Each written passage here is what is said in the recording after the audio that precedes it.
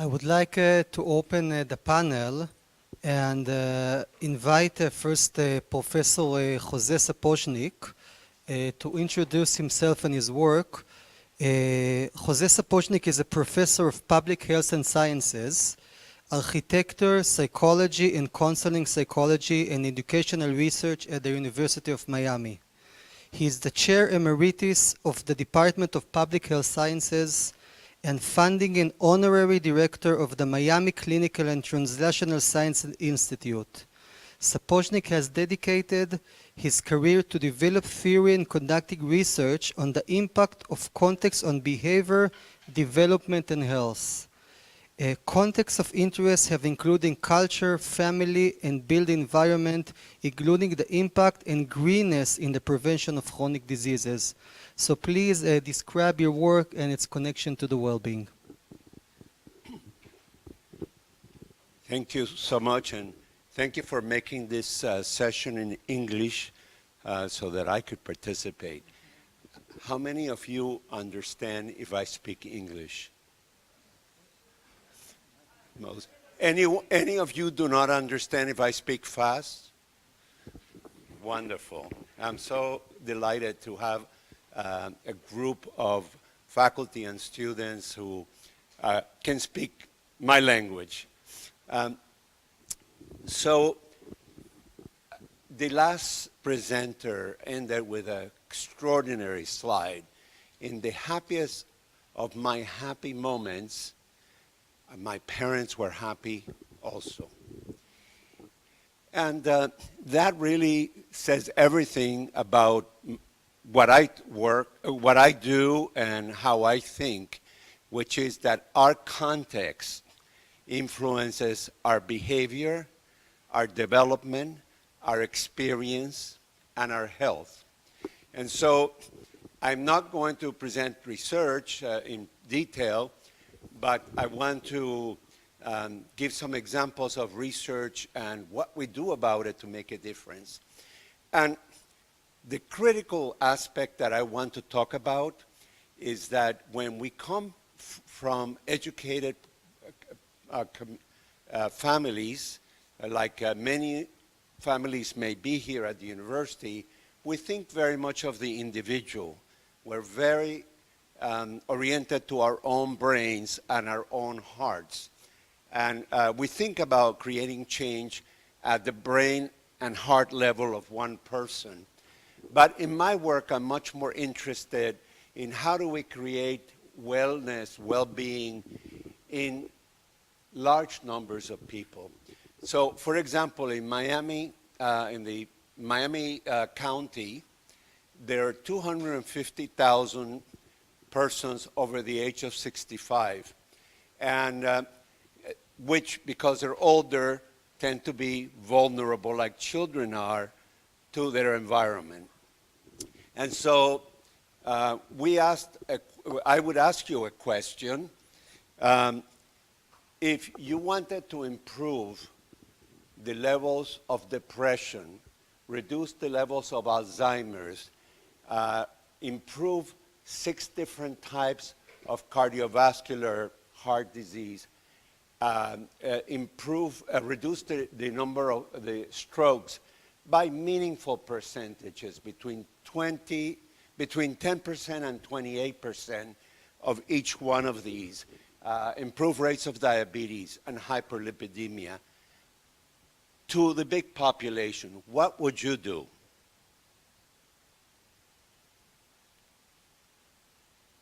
You have a hand up? No.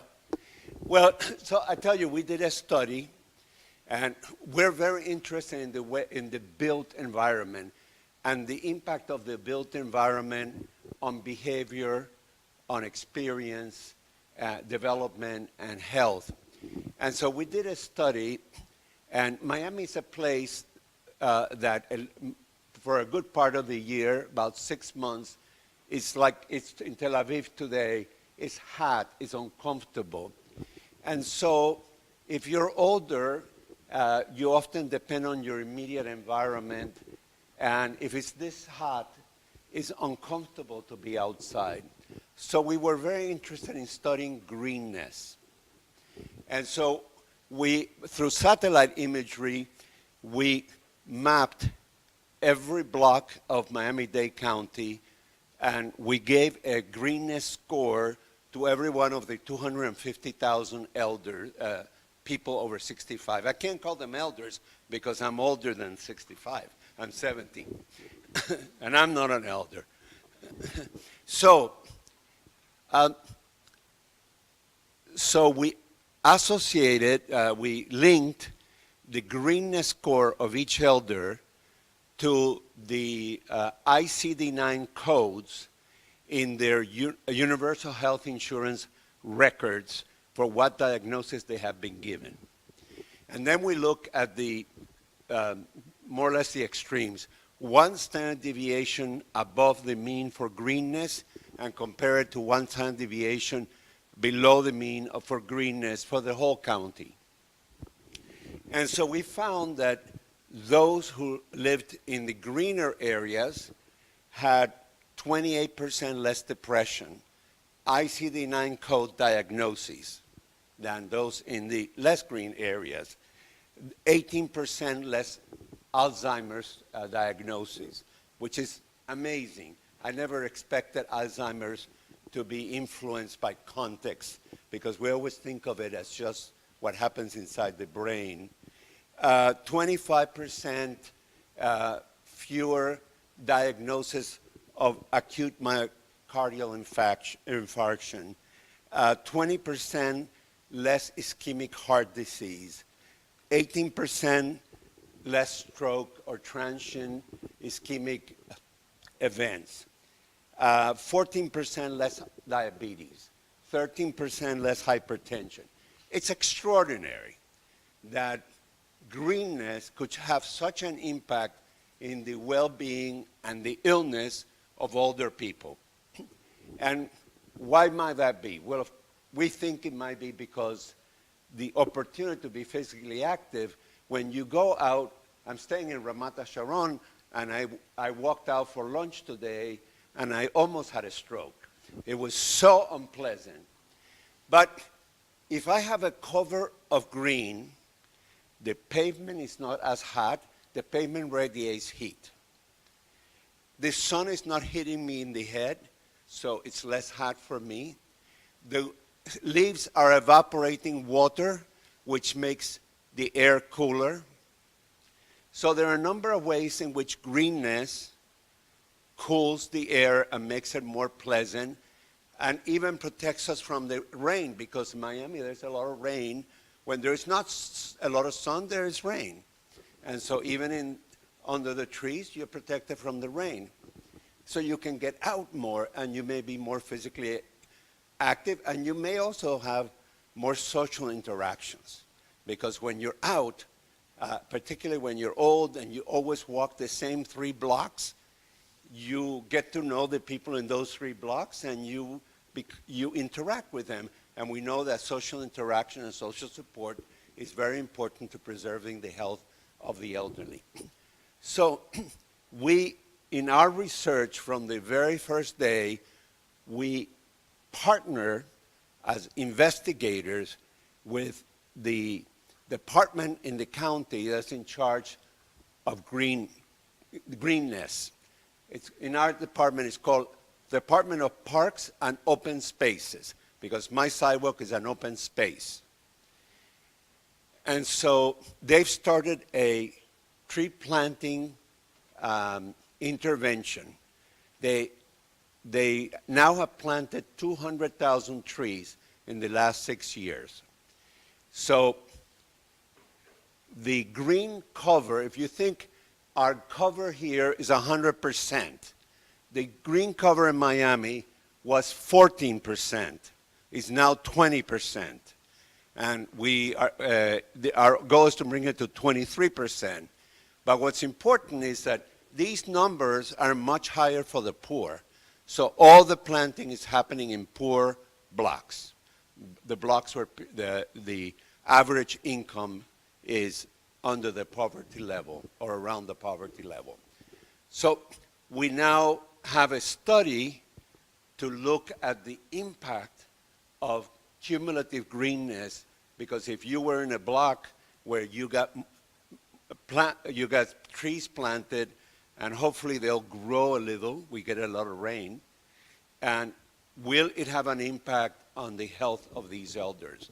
So I'm very interested in having impact in large populations and integrating the research with the people who can bring about the action. I'm now, I don't know how long I can go. Okay. Yeah. So I'm a member now of the Children's Wellbeing Forum at the National Academy of Science, Engineering, and Medicine in the United States. And our major project, all my life I've done research on families and family interventions, both to prevent and to treat the problems that children and adolescents have, behavioral and emotional problems. And there is a lot of research in the United States about the impact of family interventions in improving the well-being of the parents and of the child, improving family functioning, but also the children's behavioral, emotional, and health and developmental outcomes.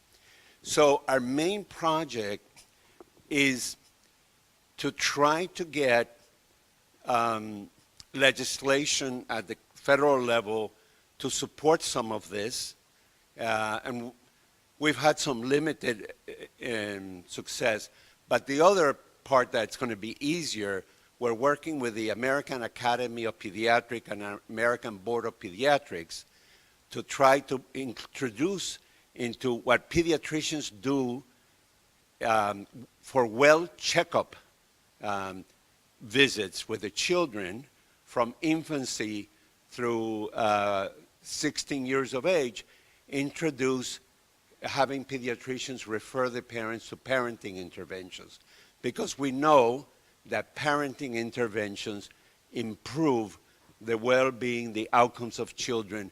And we have to do this at a national level. And the impact is going to be primarily in the poor neighborhoods, because the wealthy can send their children to boarding school in Switzerland when there's problems, or have a lot of resources. And it's really to get this resource into poor neighborhoods that's important. Another experiment that I'm not doing, but I'm a part of, and I'm very excited about it, is in New York City. So I developed a treatment for troubled adolescents and their families. And so in New York City, they had a big problem with abuse and neglect. Parents abusing and neglected their children. And they had 40,000 children in foster homes. Basically, they took the children out of the parents' home and put them in foster homes. And everybody knows that's not good for the children. The problem never gets fixed, and it's very expensive. So they started an experiment where every family that comes to the welfare system for abuse or neglect gets a family therapy like mine, or it could be another one. And New York City has reduced their foster home placements from 40,000 to 9,000 last year. And the rates of recidivism, of new complaints, have gone way down. I just looked at the data. With the old method, 43% of the cases had another incident.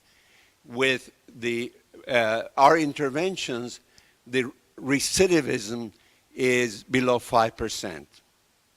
So we're preventing kids going to foster home, and we're creating happier children with happier parents, with happier memories.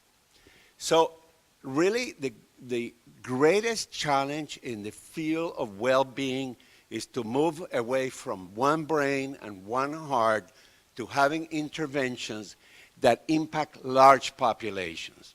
I could go on. That's awesome. Thank you. Thank you, Jose. I would also like to introduce Dr. Leah Rosen, former chair of the Department of the Health Promotion and one of the top experts in Israel and also worldwide on tobacco control, and also the same question as I asked Jose. Okay, thank you. First, I'd like to, can you hear me? First, I'd like to thank Shachar and Tommy for a wonderful conference, and to Isaac, Ora, and Jose for coming and joining us, for welcoming us so nicely in December to Miami, and for coming last year as well. And thanks to the speakers here and people who are here. And I would like to really continue on your note. And I want to share with you a story of something that happened soon after I finished my fieldwork for my doctorate. I was very pleased with myself that I had managed to randomize 1,200 kids and do an intervention with 1,200 kids. I thought I'd gotten to really big numbers. This was an intervention to improve hygiene in the schools and hand washing and help them be sick less and be out of school less. And I went to talk to the head of the Department of Health Promotion and Education in the Ministry of Health to think about what next and to hear his impressions. And he said to me, 1,200, that's nice. I want to reach 1 million kids. My job is 1 million kids. So, of course, I was a little thrown by that. And but that thought is exactly what's in my mind with this conference. I'm sure we all want to see well-being, wellness in the whole population. We're talking about 9 million people. And most of us, when we do these little randomized control trials, well, if we have a couple hundred, that's nice. A couple of thousand is really huge. But who ever thinks about tens of thousands, hundreds of thousands, or millions of people? And here I want to talk about two models, and there are two different models than what you talked about. The first model is the medical development model, and that's the one that at least those of us from the School of Public Health know the best. And that starts with there's some sort of hypothesis, and you go through a very careful system of phase studies, even in health promotion, phase 1, 2, 3, 4, the whole business. If you're really lucky, you can get money. It's really hard to get money. There's almost no funding for the kind of work we do here in Israel. And if you're really successful, you get a P less than 0.05, you publish the paper, you've worked with a couple hundred people, and that's the end of it. Sometimes, if you're a drug company and you can push it further, then you might be able to actually have it go not through the individual trial stage, but there may be multiple trials, and then it could be part of a systematic review, a meta-analysis, and then maybe it'll even get in guidelines and be recommended to everybody. If you live in Israel, you might get it into our national basket of services, and it will be offered to everyone. That's one model, and since I'm in tobacco, it's my area of research, that happened with smoking cessation drugs, and after that whole long thing, right now it's getting to 2.2% of smokers a year, and it turns out that drugs actually don't help very much for most people. The other model is a newer model, and it's really your generation, I think, which is going to be using this model, and that's the business model. That's the innovation model. That's the jumping the gun model. It's got positive things and it's got negative things. I have no idea what's going to happen long term. I can tell you that in smoking cessation, there was a pharmacist in China who came up with a whole new idea to get people to quit smoking. It was called the e-cigarette. That's a $2 billion industry in the United States right now. And these two kids from Stanford figure out a better way to do it. It's called Juul. It's caused a lot of ruckus in this country in the past few months. And they have $1 billion of those $2 billion per year, 2 kids. And what the numbers look like are that both in the US and in the UK, more people are using those methods to quit smoking, and more people are quitting when they're using those methods than all the 40 years of medical research and who knows how much money into this system. On the other hand, we don't really know if it hurts, and maybe the kids will start using it. It's really complicated. So are we going to be looking at the medical model of development? Are we looking more at the commercial business model of development? And can those two come together so that we can ensure safe and effective products for the population? As that's the future is really in your hands. And I really like, Jose, the idea that you suggested. Big question about whether that can be funded here. One comment, though, when you first started talking about all the water in Miami, we don't have that much water, and years ago we couldn't have even dreamed of that. But today we have desalination through the wisdom of our government, so that we really even could consider it. Anyway, thank you. So just one question for the panel. We're a little bit late. What are the main challenges and obstacles that you see to promote well-being in a population, and how do we overcome these challenges? Simple. One question, simple question. So I'll just keep my answer really, really short so that I could give people who haven't spoken more airtime. But the way I see it, for example, continuing with the business model, in the US we're having an opioid epidemic, which has been mostly created by the pharmaceutical industry because they want to push drugs and make money. And in the absence of some regulations, it's really very difficult. We can all be doing a little studies, but then there is this pharmaceutical company which wants to make billions of dollars, basically drugging the population, creating a massive health epidemic crisis. And so I'm just going to put my 2 cents for better regulation. The market is not the solution to everything, and in some cases the market really causes a lot of problems. So just briefly my 2 cents. Right.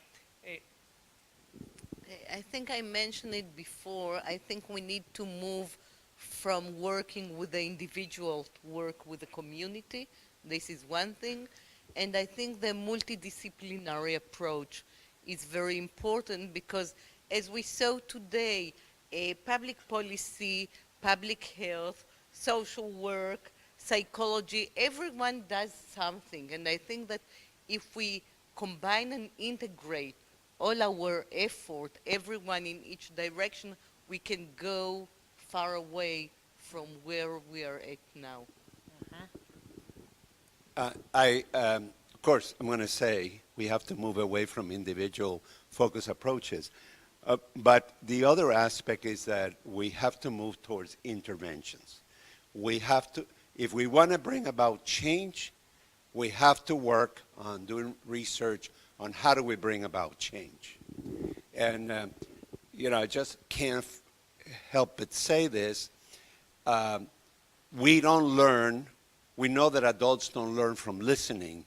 So the first thing I did is I engaged you with questions. And so you're more likely to change your behavior. So we know how to create behavioral interventions using participatory models that are effective with adults. And we need to use that more. I just want to add a word or two about Jose and I are part of an effort to create a new institute at the University of Miami, and we're calling the institute Well-Being for All.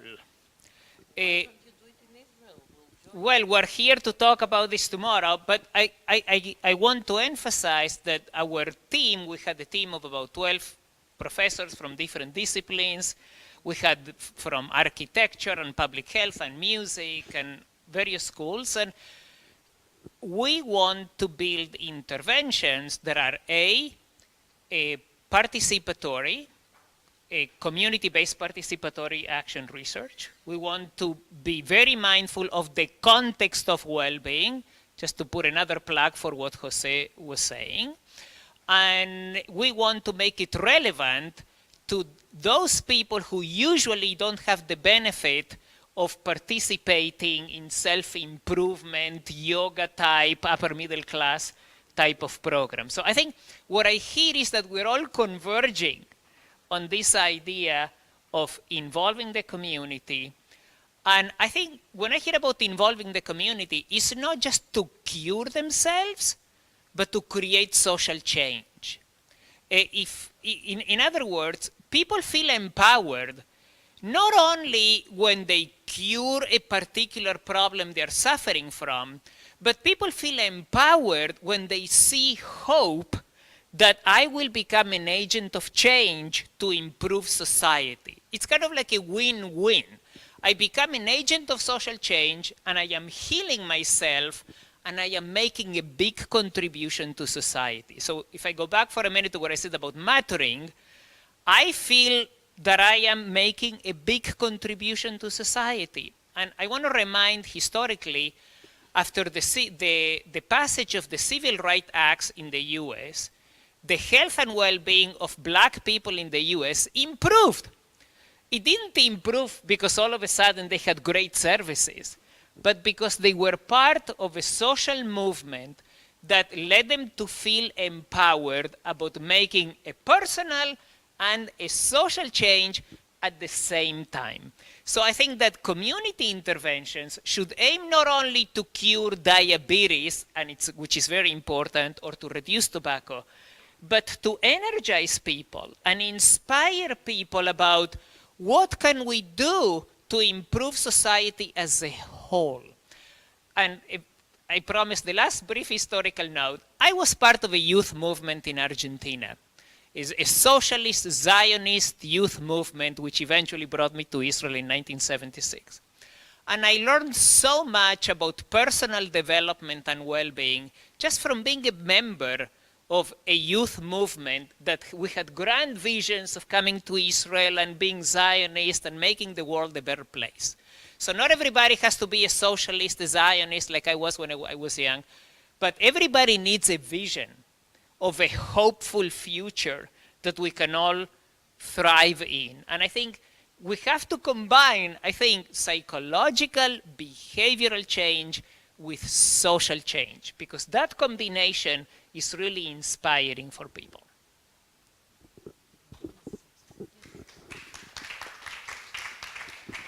So it was really wonderful to hear all of you, and I want to thank everybody. Just to conclude, I think that we are in an era of revolution where still our medical system is more focused on pathology, and there is a lot of focus on pharmaceutical and treating patients in hospitals, but we are in an era of revolution. There is a huge shift in psychology with a positive psychology, also with the mindfulness practices, and also with health promotion.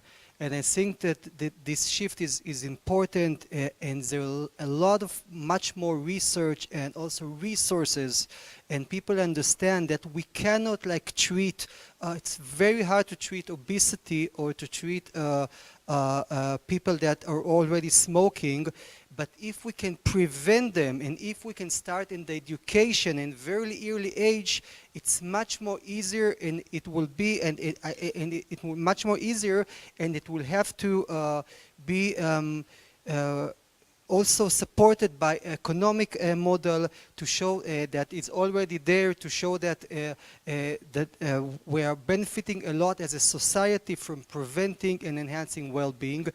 And we also now in Israel, we're now also in initiation, and we will put all our energy also to combine and also create a well-being institute which will join education and medicine, and this is a part of this conference, and we hope to collaborate. We're already collaborating in 2 students that we're mentoring together, and I hope that in the next years we can build maybe a joint even well-being center also in Israel and Miami as part of collaboration. And I want to thank all of you for this excellent day, and thank you for coming, and thank you for all coming from Miami and all the lecturers. אז תודה רבה, and have a great day.